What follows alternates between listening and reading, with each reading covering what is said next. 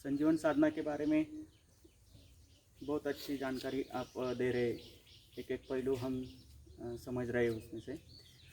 पहले आपने बताया था कि संजीवन साधना हर एक व्यक्ति कर सकता है, लेकिन वो समझ कर करना चाहिए।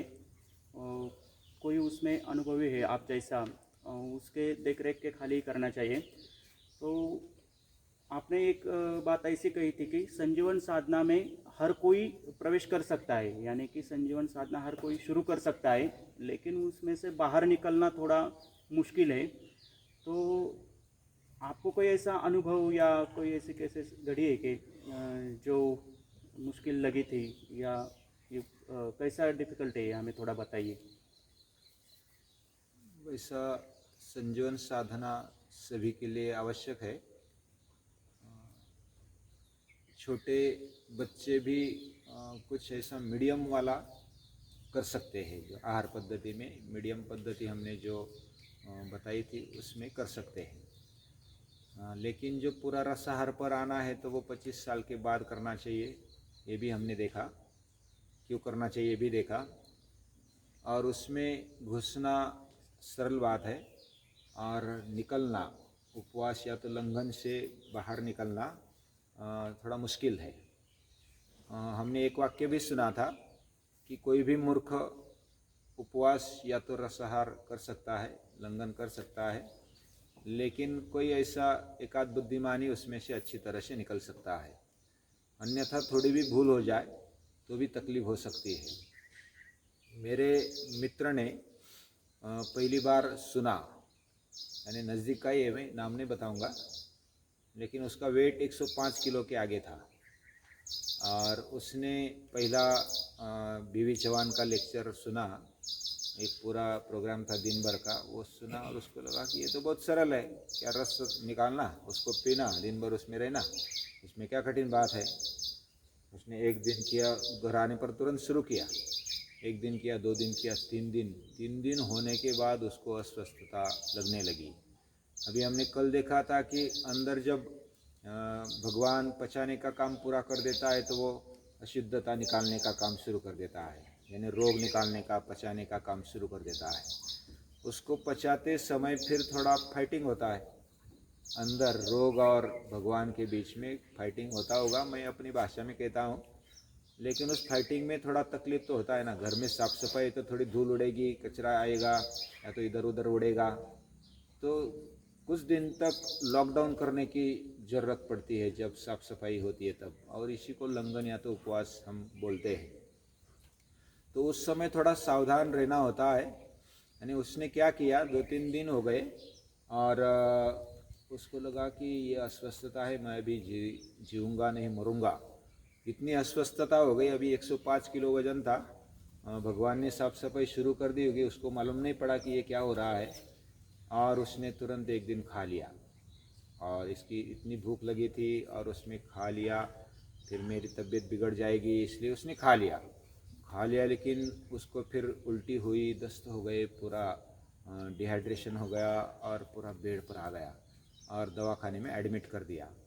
और एडमिट कर देने के बाद उसको 8-10 दिन रखना पड़ा, सलाइन और ये सब करके उसको 20-25 हज़ार 30 हज़ार तक खर्चा आया। और उसने फिर रसाहार या तो इस जीवन पद्धति को ही नाम रखा कि ये तो बहुत कठिन है, ये अच्छा नहीं है। फिर उसको गाली देने लगा कि ये कौन सी ऐसी पद्धति है। तो थोड़ा समझ के करना चाहिए। हम जब अंदर घुसते हैं और घुसने के बाद बाहर निकलते हैं तब ऐसी अवस्था होती है जैसे बच्चों की अवस्था होती है। बच्चे की आंतें जितनी कोमल होती है उतनी ही हमारी आंतें कोमल हो जाती है। हमारे मुंह के अंदर सलाइवा नहीं निकलता है, हम चबाते नहीं हैं तो सलाइवा तैयार नहीं होता है, और डायरेक्ट रस ले लेते हैं। बचाने के लिए भी तकलीफ नहीं होती, और एनिमा भी लेते हैं, पूरी साफ सफाई हो जाती है। और तीखा भी नहीं लेते, या तो बाकी कुछ ऐसी टेस्ट ज़्यादा नहीं लेते, तो हमारी आंतें और हमारा पूरा शरीर कोमल या तो नाजुक बन जाता है। और उस समय उसको डायरेक्ट अगर आहार में लाएंगे तो तकलीफ हो सकती है।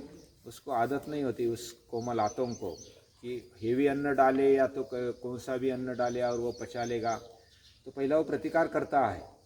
इसलिए धीरे धीरे निकलना होता है, बहुत ही सावधानपूर्वक निकलना होता है। और वो जो भी अनुभवी है उसको मालूम है कि किस समय क्या करना है। पहले एक बार कर लिया तो फिर अपने आप घर पे भी कर सकते हैं, उसमें कोई ज़्यादा प्रॉब्लम की आवश्यकता नहीं है। तो इस तरह से धीरे धीरे अगर हम घुसते समय भी धीरे धीरे घुसे और निकलते समय भी धीरे धीरे आ जाए, सावधानीपूर्वक आ जाए। पहले रसाहार समझो कि जारी है, रस जारी है, उसको उससे निकलते वक्त फिर थोड़ा फलों का रस ले लेंगे, शाम को बदल करते जाएंगे। फिर दिन भर जो भी रस चालू है वो रखेंगे, लंघन रखेंगे। उसके शाम को फिर जूस, फ्रूट का जूस लेने के बाद फिर सलाद का जूस, या तो कच्चे फल, फिर सलाद। और जो भी घने हैं या तो ज़्यादा हेवी है पचने के लिए, वो भी टालने चाहिए। तो ऐसा धीरे धीरे जो पचने के लिए योग्य है और शुरुआत में सहज ही पच सकते हैं, ऐसे पदार्थों को, ऐसे फलों को, सलाद को लेकर के फिर धीरे धीरे बढ़ना है। बाद में फिर खिचड़ा कर सकते हैं। और शाम को बदल करते करते फिर दोपहर में बदल करना है। और उसमें लगभग 7-8 दिन लेने चाहिए पूरे नॉर्मल आने तक। कम से कम 8 दिन लेने चाहिए, तब हम अच्छी तरह से आ सकते हैं। जिनको अनुभव हो गया है वो अच्छी तरह से जान सकते हैं। इधर भी बहुत सारों ने थोड़ा जल्दबाजी करते हुए कुछ ना कुछ खा लिया चुपके से, तो प्रॉब्लम तो दिखेगी ना। प्रॉब्लम आती है फिर ये कैसी पद्धति है। और बहुत अंदर से ऐसा होता है, भूख भी लगती है उस समय, और क्या खाऊं क्या नहीं खाऊं ऐसा होता है। तो उस समय धैर्य के साथ, संयम के साथ जाना होता है, इसलिए थोड़ा सावधानीपूर्वक करना चाहिए। हाँ, एक प्रश्न इस छोटे बच्चे को पूछना है। तो